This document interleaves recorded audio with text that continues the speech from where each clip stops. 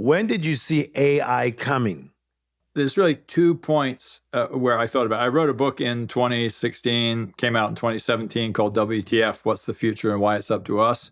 And in it, it was a lot about Yes. AI. But tell us about that for a minute, because I did do some research on that. I think that's very important for everybody to get this book, because it's kind of a playbook on what is taking place and what is going to take place.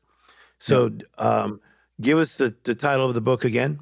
It's WTF, which obviously, means what it means. Yeah, But I thought that was very creative. I thought that was very aside, creative. little aside here. I gave a talk for President Obama at this conference the White House organized just before he left office. It was called the Yes. Frontiers Conference, and they wanted me to do the keynote on AI. And I wanted to call it WTF, and I had to get through White House communications.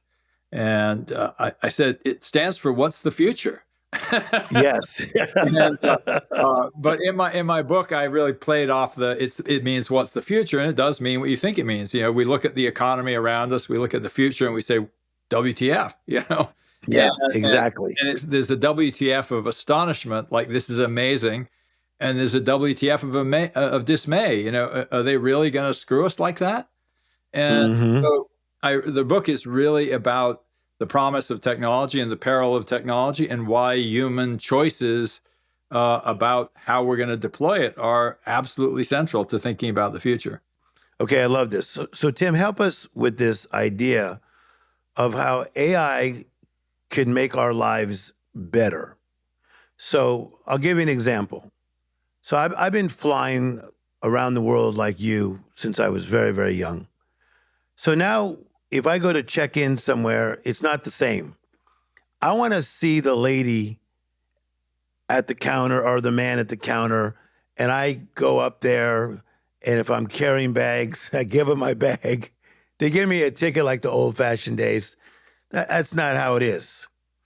You know, everything is electronic. And for a creature of habit, in some way, parts of my life, that was hard for me to get used to. I usually needed a tutor from American Airlines or Delta to show me like what to do. So with the AI side, I do know a lot of people within a certain age range that see it as something that is frustrating, maybe intimidating. Why and how can AI make our lives better?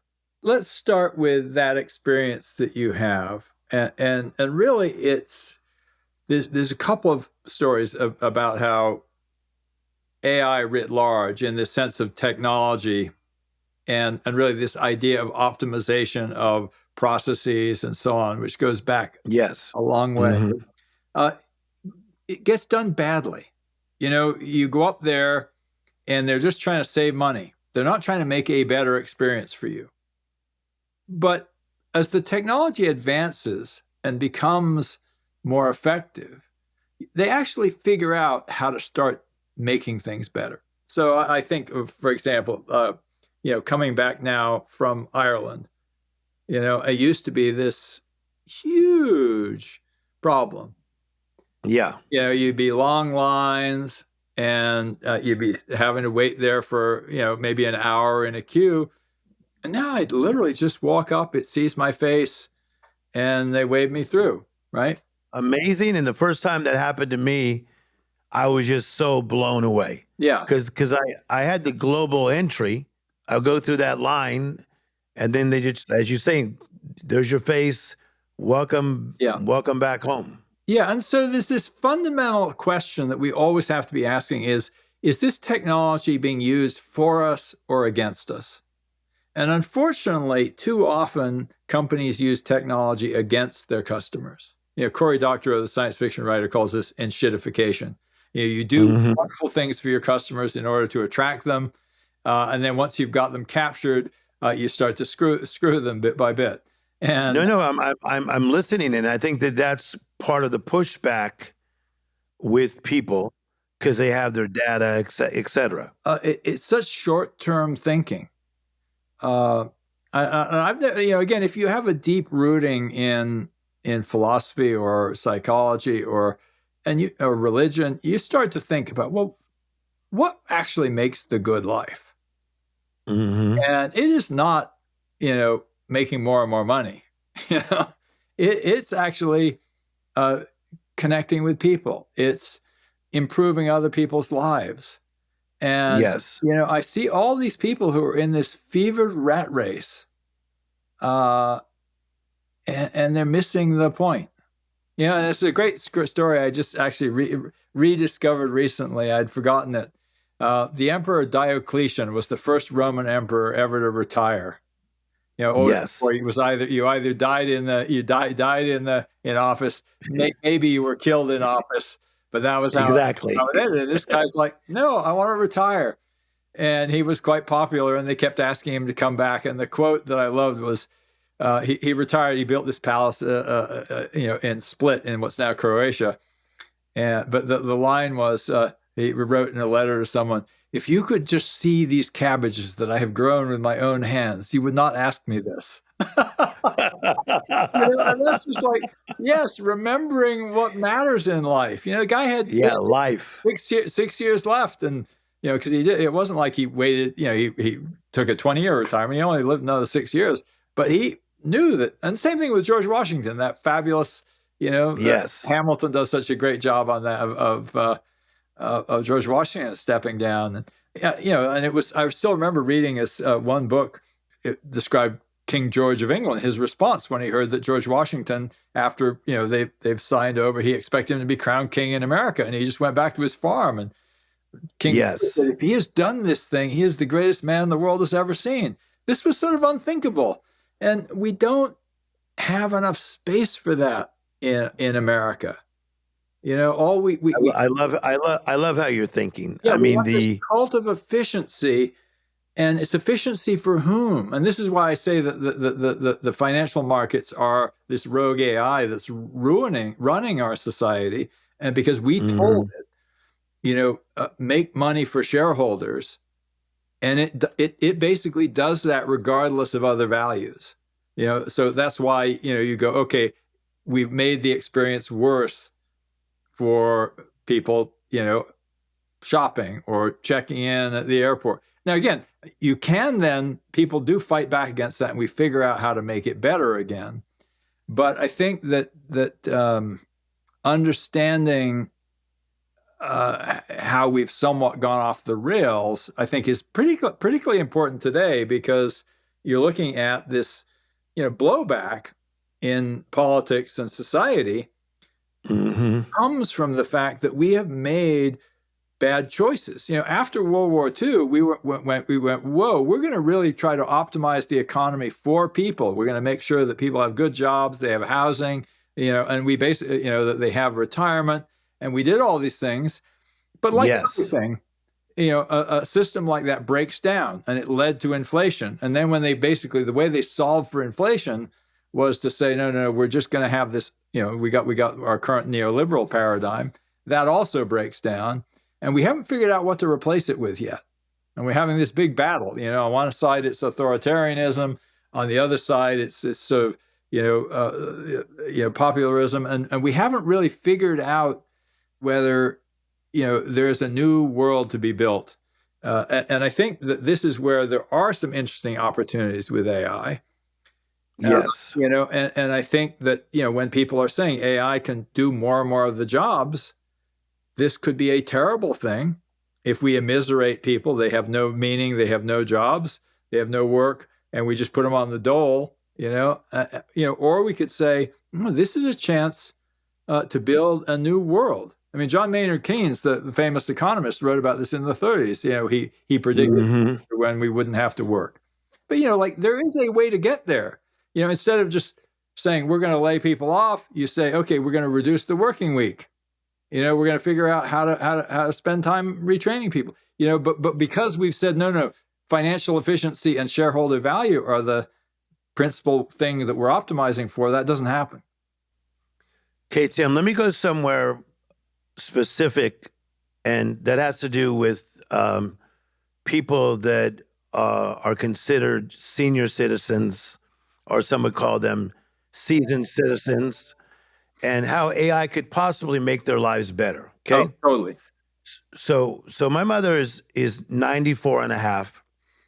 So I told uh, one of the gentlemen that works side by side with me, I said, can we get her an iPad and that would make it closer to her so she doesn't have to see the TVs from so far away?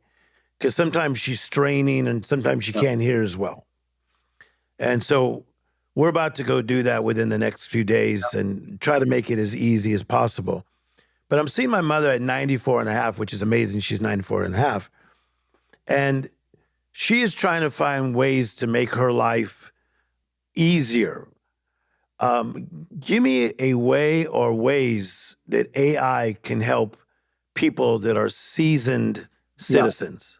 Well, I think the very first is that the interfaces of computers used to be pretty hard for seasoned citizens, so to speak. And even with something like, an iPad, I have an aunt who's 94 or 95 now, and, Yeah. she, like we keep thinking, oh, yeah, she could handle an iPad or a Kindle, but she doesn't want it and she can't do it. But, when you could just talk to a device, and not like you talk to Alexa, Oh, you're giving me some help here because I'm trying to push this on my mother like a salesperson, and she goes, "Well, what will I have to push?" No, you don't have to. She said, "I don't." She goes, "I don't want to get confused." We are, for the first time, we are really coming to the point where technology will be accessible to everyone, because it's you. And I tell the history of technology this way: the history of computing, at least, is of computers coming closer and closer to human language. The very first computers, you literally had to wire a circuit together, and then you basically had you were putting in this binary language, and then Yes. remember the days of punch cards, and then you got to type on a typewriter, and then you had a screen with a typewriter, and then you got graphical user interfaces, and and then you got the web. And one of the things that was really interesting to me about the web was that instead of, like if you contrast, say, Microsoft Word with the web, Microsoft Word is this software with little bits of human language embedded in it in the form of menus and so on. Whereas the web lets you build software where you embed little bits of software into human readable documents.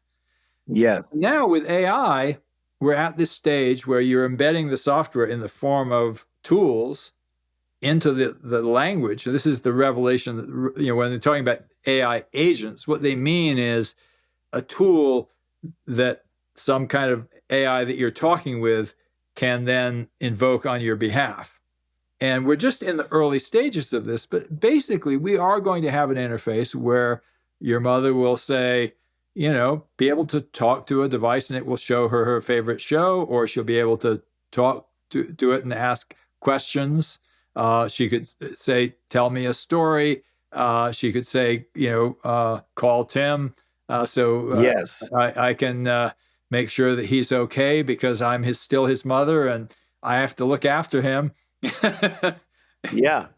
So those are the beautiful sides of it, because as you know, with knowing some of your relatives that are aging and family members that have aged in the past or in the present, that even for their own safety and security, you're telling us that AI can really help solve some of these dilemmas that have been there for a long time. Yeah, and of course, this depends on our willingness to, solve those kinds of problems. It's one of the things that we see throughout our, business economy, where there's less and less tolerance and less investment available for people who want to solve small problems.